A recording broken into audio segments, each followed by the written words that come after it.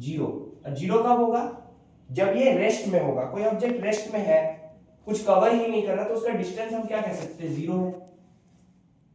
तो हम इसके लिए ये लिखेंगे व्हेन एन ऑब्जेक्ट या फिर बॉडी इज इन रेस्ट या पार्टिकल इज इन रेस्ट। जरूर लिखिएगा इस चीजों को, ये जो मैं नोट्स बनवा रहा हूं। तो ये एक सम टोटल ऑफ पाथ है, एसआई यूनिट इसका मीटर है, ये एक स्केलर क्वांटिटी है, ये पॉजिटिव भी हो सकता है, जीरो भी हो सकता है। जीरो क्यों होगा?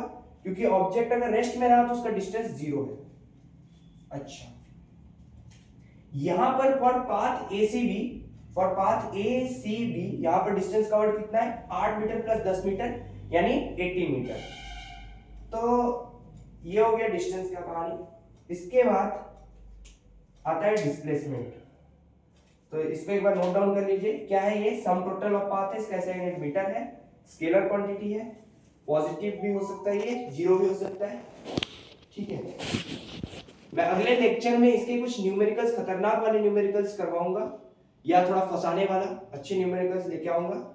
आप लोग उसको प्रैक्टिस करिए, तो फिर क्या होगा, आपका ये कॉन्सेप्ट क्लियर हो जाएगा, आपको पता चलेगा कितना क्लियर हुआ। अगर मैं A से B जो कवर कर रहा हूं वो भी मेरा डिस्टेंस है कि नहीं, लेकिन यहां तो मेरा पाथ ACB है, तो इसके लिए इस फिगर के लिए पाथ ACB मेरा डिस्टेंस है, AB नहीं है। AB कुछ और है, वो कुछ और क्या है अभी हम समझेंगे, स्टडी करेंगे। तो हम इसे मिटा देते हैं। अगर आप लोगों ने लिख नहीं पाए होंगे आप लोग, तो आप लोग वीडियो को थोड़ा पीछे कर सकते हैं जब आप को समय मिले तो। Let me complete this topic displacement. तो क्या है डिस्प्लेसमेंट? डिस्प्लेसमेंट, आपने तो चैप्टर का नाम इतना छोटा लिखा, डिस्प्लेसमेंट उससे बड़ा हो गया। हैंडराइटिंग में ध्यान मत दीजिए, है थोड़ा सा कचरा। ठीक है, तो डिस्प्लेसमेंट क्या है? डिस्प्लेसमेंट होता है it is the shortest path. Shortest distance मत लिख देना, डेफिनेशन पूरा गलत हो जाएगा। It is the shortest path between, किसके बीच में? Between initial point and final point, या between initial and final point, ऐसे लिख सकते हो direct. Between initial and final point, ठीक है। It is formed by an unique path. Unique path से बनता है या यूनिक लाइन से बनता है, पाथ नहीं। It is formed bye unique line which is straight line, जो कि स्ट्रेट लाइन होता है। सिर्फ मात्र स्ट्रेट लाइन से ही डिस्प्लेसमेंट फॉर्म होता है। ये भी एक इंपॉर्टेंट पॉइंट है। तो इधर इस लाइन को शुरू करने से पहले स्टार मार्क जरूर करना, that it is formed bye unique line, UNIQUE, unique line से बनता है, जो कि है एक स्ट्रेट लाइन। इसका भी SI unit, it's SI unit is same as distance. Distance के सेम होता है, डिस्टेंस का भी मीटर है, डिस्प्लेसमेंट का भी मीटर है। तो same as distance which is metre, लेकिन क्वांटिटी दोनों सेम नहीं है। डिस्प्लेसमेंट कैसा क्वांटिटी है? तो displacement it is a vector quantity. और अगर आप लोगों को जानना है क्यों है, तो ब्रैकेट में रीजन लिख सकते हो, that it has both magnitude as well as direction. It has both magnitude as well as direction. Magnitude क्या होता है? एक अमाउंट होता है, जितना अमाउंट में उसने डिस्प्लेसमेंट किया हो। डिस्टेंस के वक्त में भी मैं मैग्नीट्यूड शब्द इस्तेमाल कर रहा था। मैग्नीट्यूड में उसने उस अमाउंट में उतना मीटर कवर किया, तो उतना अमाउंट, दैट इज मैग्नीट्यूड। सो लिख सकते हो ब्रैकेट में, it has both magnitude and direction. Displacement, it is the shortest path between initial point and final point. ये shortest path है। Initial मतलब शुरुआत जहां से कर रहा है, और फाइनल पॉइंट के बीच में जहां वो रुक रहा है या उसने अपना जर्नी खत्म कर दिया, डेस्टिनेशन में पहुंच गया, फाइनल पॉइंट और इनिशियल के बीच का डिस्प्लेसमेंट, ये एक यूनिक पाथ है, ये यूनिक लाइन है जो कि स्ट्रेट लाइन ही होता है, या which is formed by only straight line, यहां पर फॉर्म्ड लिख सकते हो, formed by straight line, formed by straight line. Its SI unit is same as distance, which is meter. It is a vector quantity because it has both magnitude and direction. इसका दोनों ही होता है, magnitude भी होता है, direction भी होता है। तो लिख लीजिए ये अगर आप एग्जाम में लिखते हो डिफाइंड डिस्प्लेसमेंट इतना अगर लिखते हो तो आपको मिल जाएगा full marks, you can able to score full marks in this question. So this is all about displacement. अच्छा, डिस्टेंस के केस में मैंने एक पॉइंट दिखाया था कि डिस्टेंस जो है पॉजिटिव भी हो सकता है और क्या हो सकता है, डिस्टेंस पॉजिटिव भी हो सकता है और जीरो भी हो सकता है। अब तुम लोग बोल रहे हो कि आप ही तू ही वीडियो बना रहा है और तू ही भूल जा रहा है, तो मैं नहीं भूल रहा, मैं जस्ट थोड़ा सा होता है, तो आप लोग समझ लीजिए। सो ये डिस्टेंस क्या है, जीरो है और पॉजिटिव है, और डिस्प्लेसमेंट क्या है, अभी ये सवाल में आएगा। डिस्प्लेसमेंट भी पॉजिटिव हो सकता है, बताऊंगा उसको अलग से, क्यों डिस्प्लेसमेंट और डिस्टेंस पॉजिटिव हो सकता है और कब डिस्टेंस और डिस्प्लेसमेंट सेम हो सकता है मैग्नीट्यूड में, लेकिन डिस्प्लेसमेंट नेगेटिव भी हो सकता है, वो कैसे, वो भी मैं बताऊंगा। डिस्प्लेसमेंट जीरो होगा जब वो रेस्ट में होगा, लेकिन क्या मूविंग बॉडी का डिस्प्लेसमेंट भी जीरो होगा? हाँ बिल्कुल होगा, मूविंग बॉडी का डिस्प्लेसमेंट जीरो। तो कैसे होगा मूविंग बॉडी का डिस्प्लेसमेंट जीरो, तो वो भी मैं बताऊंगा, ठीक है। मूविंग बॉडी का डिस्प्लेसमेंट जीरो होता है, सर्कुलर पाथ में होता है खास करके, मैं बताऊंगा। और ऐसे भी होता है अगर वो इनिशियल पॉइंट में वापस आ जाए, सिर्फ सर्कुलर हो जरूरी नहीं हो। तो पाथ पे क्या डिस्प्लेसमेंट डिपेंड करता है? हाँ पाथ पे डिपेंड करता है, बिल्कुल करता है। तो अगर ऐसे बोले कि पाथ पे करता है तो आप लोग लिखना यस करता है, नहीं मत लिखना, पाथ पे डिपेंडेंट है डिस्प्लेसमेंट, डिस्टेंस नहीं होता, लेकिन डिस्प्लेसमेंट पाथ पे डिपेंड करता है कि वो कौन से पाथ पे मूव कर रहा है ना। लिख लीजिए, इसको नोट कर लीजिए, फिर मैं बता रहा हूं कब डिस्प्लेसमेंट नेगेटिव होता है, कब पॉजिटिव होता है। डिस्टेंस तो जीरो और पॉजिटिव भी हो सकता है, लेकिन डिस्प्लेसमेंट नेगेटिव पॉजिटिव जीरो कब हो सकता है, क्या क्या केसेस है उसके लिए।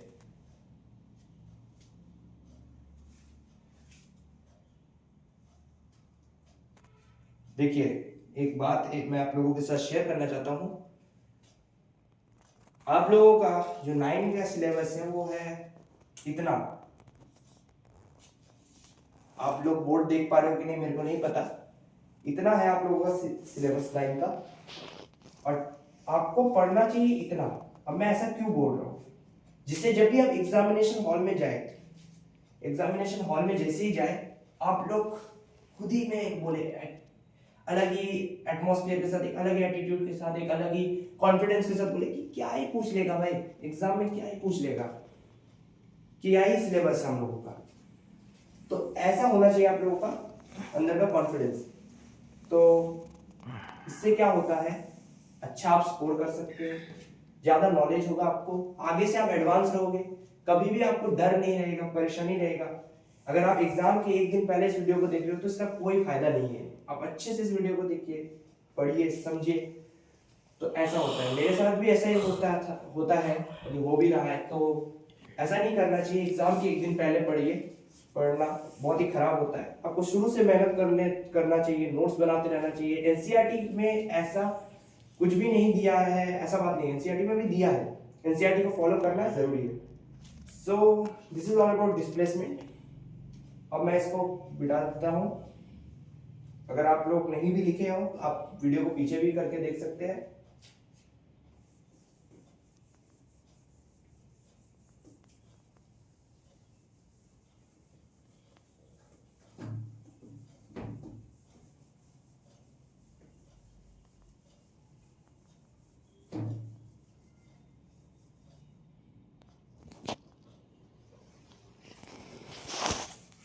अभी मैंने क्या बोला, पहले केस 1 को स्टडी करते हैं। केस 1 जैसे तुम्हारा एक दोस्त है, ड्राइंग में ध्यान मत देना, ये लड़की का बाल है और मैं इसको लड़का कह रहा हूं, तो डाउट में मत रहना। अगर आप लोग लड़की वीडियो देख रहा हो तो इसको लड़की समझ लेना, लड़का देख रहा हो तो लड़का समझ लेना, अपना ही इसका दोस्त समझना। मैं तो इसे नाम दे रहा हूँ गोबरा, क्योंकि इसका बुद्धि गोबर है, सिर्फ अपने दोस्त का बात इसके दिमाग में घुसता है, टीचर का पढ़ाई इसके सर के ऊपर से चला जाता है। तो ये जो है किसी पॉइंट ए से शुरू करता है और सीधा जाता है बी में। तो वो ए से बी मान लो उसने कवर किया 20 मीटर, मैंने कहा 20 मीटर ही उसने कवर किया, मेरे बात पे शक नहीं करना, 20 मीटर ही कवर किया मैंने बोला। तो ए से बी अगर 20 मीटर कवर किया तो इतना जो मैंने आप लोगों को कांसेप्ट पढ़ाया, डिस्टेंस क्या है, डिस्प्लेसमेंट क्या है, कब पॉजिटिव लेना है, कब नेगेटिव लेना है, क्यों जीरो होता है, तो आप लोग बताओ इसका डिस्टेंस क्या है ए से बी, ए से बी इसका डिस्टेंस क्या है और ए से बी इसका डिस्प्लेसमेंट क्या है। अब ये तो एक टाइप का सवाल हो गया, सर आपने तो बोला अगले लेक्चर में सवाल पूछेंगे, कुछ अच्छा सवाल देंगे, मैंने तो बोला था पगले, लेकिन इसका अभी मैं इसलिए बता रहा हूं क्योंकि फंस जाएंगे। तो कैसे इसे हम समझे, इसका डिस्टेंस ए से बी कितना होगा,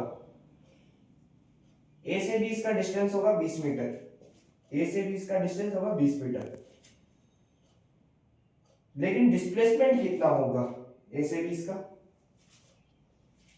सर आपने तो बोला डिस्प्लेसमेंट नेगेटिव होगा, सर आपने तो ये भी बोला था डिस्प्लेसमेंट पॉजिटिव होगा, सर आपने तो ये भी बोला था डिस्प्लेसमेंट जीरो होगा, तो क्या होगा सर आप ही मेरे को बताइए। पहला वाला बता देता हूं फिर आपको क्लियर हो जाएगा। यहां अगर 20 हो चाहे 40 मीटर हो, कभी भी अगर कोई भी आदमी, कोई भी ऑब्जेक्ट, कोई भी कार, कोई भी ऑटोमोबाइल स्ट्रेट डायरेक्शन में मूव कर रहा हो, मान लो वो ए से बी मूव कर रहा हो, यहां पर अगर कोई कार ही होता और वो 40 मीटर ही कवर कर रहा होता तो उसका 40 मीटर डिस्टेंस भी है और उसका 40 मीटर डिस्प्लेसमेंट भी है। तो for a straight path, remember लिख लीजिए, मैं बोल रहा हूं सिर्फ लिखने का, for a straight path distance and displacement, the magnitude of distance and displacement for a straight path is always same। Straight line में कोई भी बॉडी मूव कर रहा हो, कोई भी इंसान मूव कर रहा हो, तो तब उसका डिस्टेंस और डिस्प्लेसमेंट का मैग्नीट्यूड सेम होता है, क्योंकि तब डिस्प्लेसमेंट का डायरेक्शन भी वही होता है जो डिस्टेंस का डायरेक्शन होता है, लेकिन डिस्टेंस का डायरेक्शन नहीं होता। तो मैं नहीं बोलूंगा कि डिस्टेंस का डायरेक्शन होता है, डिस्प्लेसमेंट का वो डायरेक्शन होता है जिधर डिस्प्लेसमेंट भी वो कवर कर रहा होता है। अब ये हो गया एक situation, case one. Case one समझ में आया कि ए से बी वो सीधा चल रहा है, अगर बी को मैं एक्सटेंड करके एक और पॉइंट सी ऐड कर देता हूं, यहां उसने 10 मीटर और कवर किया, तो तब उसका डिस्प्लेसमेंट कितना होगा, 20 मीटर प्लस 10 मीटर 30 मीटर होगा उसका डिस्प्लेसमेंट, और डिस्टेंस कितना होगा 30 मीटर। डिस्टेंस और डिस्प्लेसमेंट यहां पर भी 30 मीटर होगा, कितना भी एक्सटेंड करूं मैं, स्ट्रेट पाथ में डिस्टेंस का और डिस्प्लेसमेंट का मैग्नीट्यूड सेम होता है। This is case one. Now मैं इसको मिटा दे रहा हूं, अगर आप लोगों से छूट गया हो तो पीछे चले जाइए वीडियो का, ठीक है। तो अगला केस है मेरा केस टू। इसके कई सारे केसेस है। अगर मैं ए से बी एक ऑब्जेक्ट मूव कर रहा है, या कार मान लो, ये है सस्ता बुगाटी, सस्ता बुगाटी, सस्ता बुगाटी मूव कर रहा है, ड्राइंग पे ध्यान मत दो, कचरा है, मैं जानता हूं, मेरा ड्राइंग कभी भी अच्छा नहीं होता। ए से बी यहां पर ये जा रहा है, ए से बी 40 मीटर है, उसने कवर किया। अब मैंने कहा कि बी से ए भी वो वापस आ रहा है, पाथ यहां पर सेम है, सुनो मेरा एक बात सुनो, पाथ यहां पर सेम ही है, मैंने बस अलग से दिखा दिया, ठीक है, पाथ यहां सेम है, तो यहां पर भी वो 40 मीटर कवर कर रहा है। अब मैंने बोला कि वो ए से बी पहले जा रहा है, तो तुम्हारा डिस्टेंस होगा 40 मीटर, ए से बी जा रहा है तो तुम्हारा डिस्प्लेसमेंट भी 40 मीटर। चलो वो तो पहला केस था, लेकिन ये तो मेरा दूसरा केस है, ये तो अलग केस है, इसमें तो कुछ तो अलग होना चाहिए सर, बिल्कुल अलग होगा।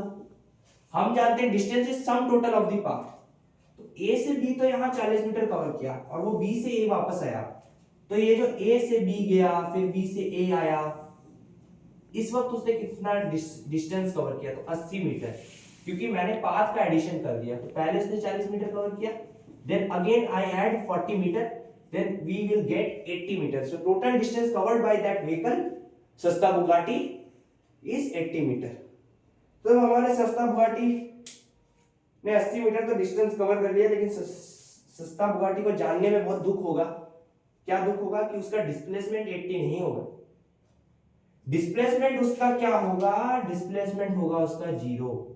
अब सर 0 क्यों होगा, ये अंडा नहीं है, 0 है। डिस्प्लेसमेंट 0 इसलिए होगा इधर for A to B and B to A, because वो अपने इनिशियल पोजीशन में वापस आ गया, और जब वो स्टार्टिंग से शुरू किया फिर स्टार्टिंग में वापस आया तो उसका डिस्प्लेसमेंट 0 होता है। 40 मीटर कवर किया, 40 मीटर फिर वापस आया तो उसका डिस्प्लेसमेंट 0 होता है। वैसा क्यों सर? क्योंकि 40 मीटर डिस्प्लेसमेंट होता है डी कितना, D initial minus D final, ऐसा होता है। तो डी इनिशियल भी 40, डी फाइनल भी मेरा 40, तो डिस्प्लेसमेंट कितना आ गया, 0 हो गया। हुआ कि नहीं? अगर यहां मैंने 10 कमा दिया तो मेरा केस 3 आ जाएगा। 10 मीटर मैंने कमा दिया, यहां 30 मीटर होता तो भी इस फॉर्मूला के अकॉर्डिंग होता 40 माइनस 30 मीटर, तो इसका डिस्प्लेसमेंट तब क्या आता, 10 मीटर आ जाता। अगर मैंने 10 मीटर कमा दिया होता तब 0 नहीं आता, क्योंकि वो इनिशियल में वापस नहीं आया, इनिशियल के जस्ट आगे रुक गया, तो उसका तब डिस्प्लेसमेंट कितना होता, 40 माइनस 30 तो 10, ये वाला है, ठीक है। 40 माइनस 30 10 मीटर उसने डिस्प्लेसमेंट कवर किया, किसने, सस्ता बुगाटी ने। तो अब सस्ता बुगाटी भी निराश नहीं है, मैं भी निराश नहीं हूं, आप लोग भी निराश नहीं है। सो दिस इज केस 3।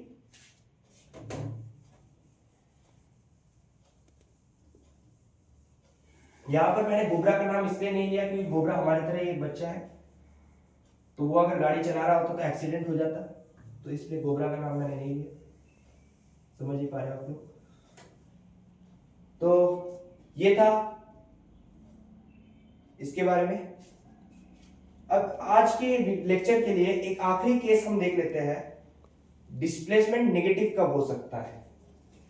डिस्टेंस 0 ही रहेगा अगर वो रेस्ट में रहा, पॉजिटिव हो सकता है आगे बढ़ा, डिस्प्लेसमेंट लेकिन नेगेटिव भी हो सकता है। जैसे हमने एक फॉर्मूला देखा डिस्प्लेसमेंट का, D initial minus D final, तो ये जो है फॉर्मूला डिस्प्लेसमेंट का।